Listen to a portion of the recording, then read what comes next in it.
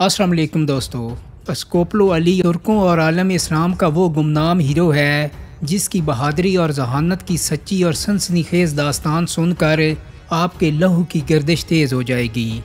اسکوپلو علی سلطنت عثمانیہ کا وہ دلیر جاسوس تھا جس نے اپنے چند ساتھیوں کے ساتھ مل کر برطانیہ کی اینٹ سے اینٹ بجا دی۔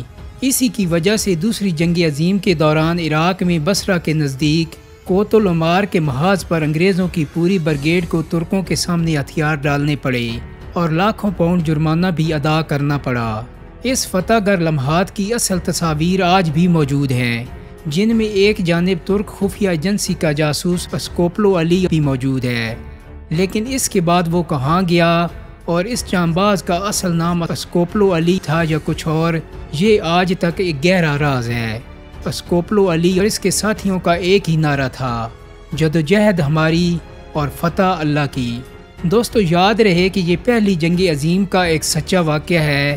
اس جنگ میں ایک طرف روس، فرانس، برطانیہ، اٹلی اور امریکہ تھے اور دوسری طرف آسٹریا، جرمنی، بلغاریہ اور سلطنت عثمانیہ تھی۔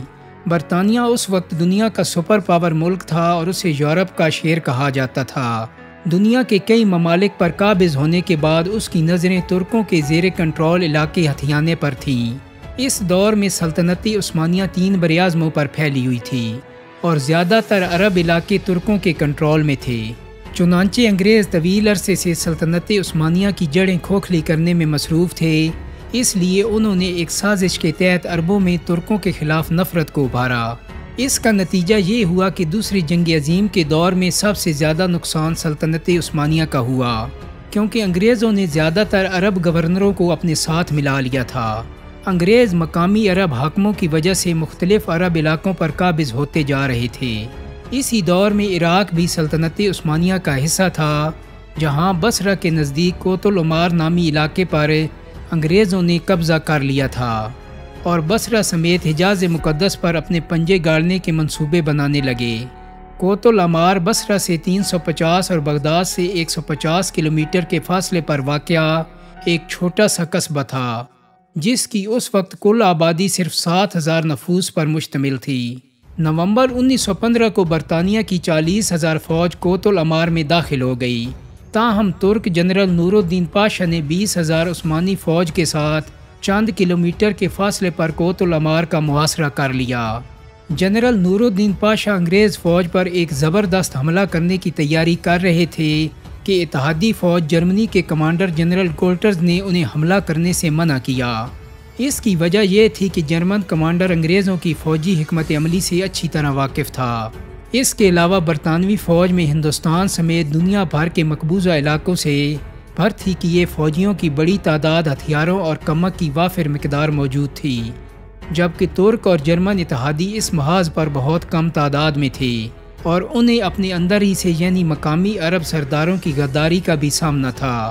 چنانچہ جرمن کمانڈر جنرل گولٹز جلد بازی میں انگریزوں پر حملہ کرنے کے حق میں نہیں تھا، لیکن نور الدین پاشا نے جنرل گولٹز کے مشورے پر عمل نہیں کیا اور شدت جذبات میں انگریز فوج پر حملہ کر دیا۔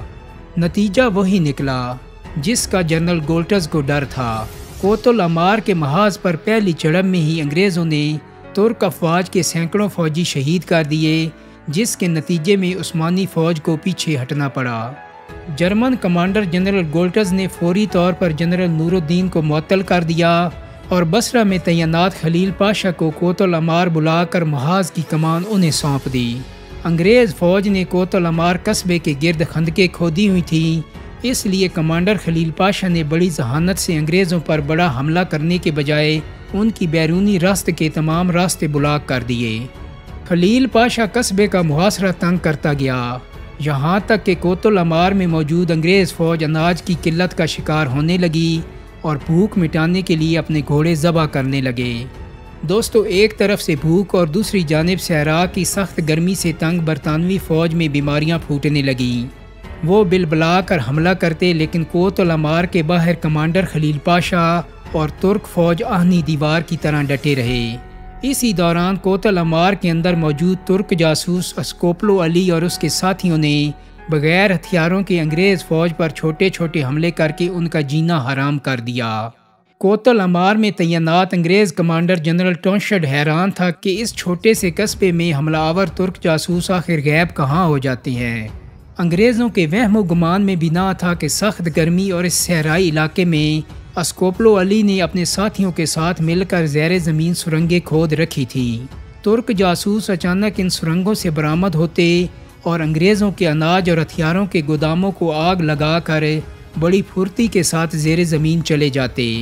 خلیل پاشا یہ جانتے تھے کہ ترک خفیہ ایجنسی تشکیلات مخصوصہ کے جاسوس کوتل امار کے اندر موجود ہیں اور اپنی جانوں پر کھیل کر انہوں نے انگریز فوج کی چولیں ہلا کر رکھ دی ہیں۔ اس دوران عثمانی کمانڈر جنرل خلیل پاشا نے 3 بار انگریز کمانڈر جنرل ٹونشڈ کو پیغام بھیجا کہ ہتھیار ڈال دو، لیکن انگریز کمانڈر نہیں مانا۔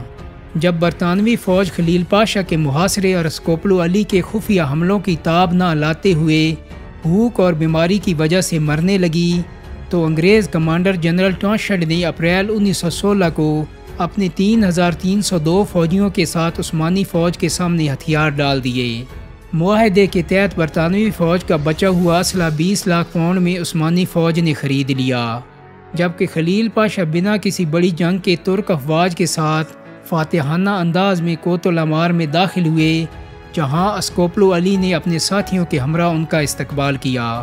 دوستو، یہ 19ویں صدی اور اس سے قبل کئی 100 برسوں سے دنیا کے طول و عرض میں فتح کے جھنڈے گاڑنے والی برطانوی فوج کی بدترین شکست تھی۔ اس سے قبل انگریزوں کو کبھی اتنی ذلت آمیز شکست کا سامنا نہیں کرنا پڑا تھا۔ خلیل پاشا، اسکوپلو علی، جنرل ٹونشڈ اور دیگر انگریز جرنیلوں کا اصل گروپ فوٹو آج بھی موجود ہے۔ ترکی میں ہر سال اپریل کے مہینے میں کوتل امار کی اس تاریخی فتح کا جشن منایا جاتا ہے۔ ترک قوم آج بھی اپنے ہیرو خلیل پاشا، اسکوپلو علی اور کوتل امار کے شہداء اور غازیوں کو خراج تحسین پیش کرتی ہے۔ کوتل امار کا ہیرو ترک جاسوس اسکوپلو علی تاریخ کے سنہرے صفحات اور کچھ تصویر میں اب بھی موجود ہے، لیکن وہ کب تک زندہ رہا، اس کی قبر کہاں ہے اور کوتل امار کی فتح کے بعد وہ کہاں گیا، یہ کوئی نہیں جانتا۔